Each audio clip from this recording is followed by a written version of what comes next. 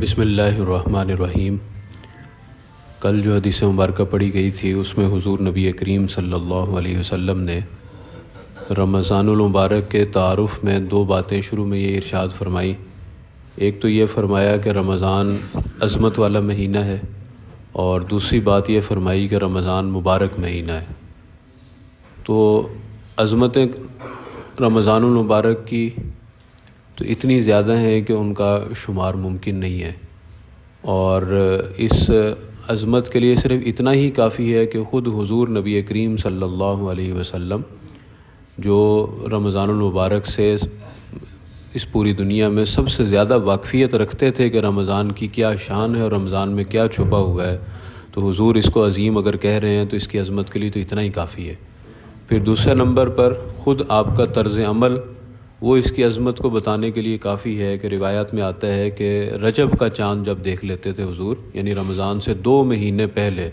تو اللہ رب العزت سے اب رمضان تک پہنچنے کے لیے درازی عمر کی دعائیں مانگنی شروع کر دیتے تھے۔ اللہم بارک لنا فی رجب و شعبان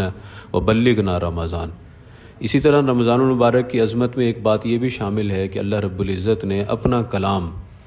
قرآن کریم، جو اللہ رب العزت کا کلام بھی ہے اور حضور نبی کریم صلی اللہ علیہ وسلم کا معجزہ بھی ہے جو قیامت تک باقی رہے گا، اس قرآن کے بارے میں فرمایا کہ رمضان میں اللہ رب العزت نے اس قرآن کو نازل کیا، یعنی لوح محفوظ سے جب اس کو اس دنیا میں بھیجنا تھا تو رمضان المبارک میں اس کو نازل کیا اللہ رب العزت نے۔ تو پھر دوسری بات حضور نے یہ فرمائی، اور اس کی عظمت کے لیے یہ بات بھی دیکھیں کہ ایک حدیث مبارکہ میں آتا ہے کہ اللہ رب العزت نے فرمایا کہ رمضان میرا مہینہ ہے، یعنی اس کی نسبت ہی اپنی طرف کر لی۔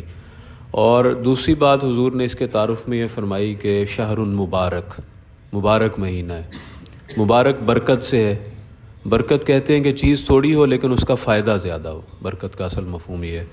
تو اب کہنے کو تو یہ ایک مہینہ ہے صرف، دوسری طرف 11 مہینے ہیں سال کے، اور کہنے کو صرف 30 دن ہیں، دوسری طرف سال کے 320 دن یا 330 دن ہیں، قمری اعتبار سے 320 دن بنتے ہیں، تو دوسری طرف اتنے دن ہیں اور ایک طرف صرف یہ 30 دن ہیں، لیکن ان 30 دنوں کے اندر اتنے مواقع اللہ رب العزت نے نیکیوں کے رکھے ہیں کہ جتنی نیکیاں ان 30 دنوں میں آدمی کر سکتا ہے باقی پورے مہینے میں ملا کے بھی شاید نہ کر سکتا ہو، تو یہ برکت ہے اس کی۔ اور پھر اسی طرح اس کی برکت کا ہی ایک مظہر یہ ہے کہ خود حضور نے فرمایا کہ جیسا رمضان گزرے گا ویسے ہی پورا سال گزرے گا، یہ بھی اس کی برکت ہے اس لیے۔ اور پھر اسی طرح اسی رمضان میں ایک رات اللہ رب العزت نے ایسی رکھ دی کہ اس ایک رات کے بارے میں فرمایا کہ 1000 مہینے سے بہتر ہے، یعنی 83 سال تقریباً بنتے ہیں، تو اگر وہ ایک رات رمضان کی مل جائے تو 83 سال کی عبادت سے زائد ثواب انسان کو مل سکتا ہے۔ ہم میں سے کون ہے جو 83 سال عبادت کر سکتا ہو سکتا ہے ہم میں سے کسی کو اتنی عمر بھی نہ ملے، اور عمر ہو بھی تو بعض اوقات آدھی عمر تو ویسے ہی غفلت میں گزر جاتی ہے۔ اور پھر یہ رمضان المبارک کی برکات ہیں کہ وقت تھوڑا ہے لیکن اس کے اندر کمائی کرنے کے مواقع بہت غیر معمولی ہے۔ تو اس لیے ان سے معلوم یہ ہوتا ہے، اس تعارف سے، یہ حضور تعارف کروا رہے ہیں، تو اس سے یہ معلوم ہوتا ہے کہ یہ رمضان المبارک تو ایمان والوں کے لیے کمائی کا مہینہ ہے۔ یہ تو رمضان المبارک شروع ہونے والا ہے، حضور نے بھی اسی موقع پر صحابہ کو یہ متوجہ کیا تھا، تو ہمیں اب کمر ہمت کو باندھ لینا چاہیے، اپنے عام معمولات میں جہاں جہاں پر گنجائش ہو وہاں سے وقت بچا کے سارے کا سارا وقت خاص طور پر وہ چیزیں جن کو اللہ رب العزت نے عبادت قرار دیا ان کے اندر لگانے کی پوری کوشش کریں، اور اسی طرح جتنی کوشش عبادت میں کریں اس سے کہیں زیادہ کوشش گناہوں سے بچنے کی کریں۔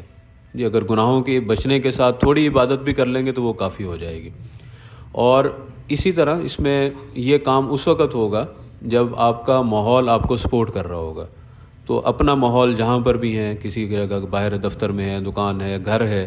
تو وہاں پر ماحول ایسا ماحول بنائیں کہ پتہ چلے کہ یہ مسلمانوں کا گھر ہے اور یہاں پر رمضان کا مہینہ آ چکا ہے۔ اس کے اندر ایک عبادت کا ایک ماحول ہو، ایک دوسرے کی تقویت کا ماحول ہو، ایک دوسرے کی حوصلہ افزائی اور یاد دہانی کا ماحول ہو، اور ایک دوسرے کے لیے اس میں عبادت کرنا آسان بنائیں ہم۔ یہ کام اگر کریں گے تو پھر رمضان المبارک سے کچھ نہ کچھ کمائی ہم کر سکیں گے۔ اور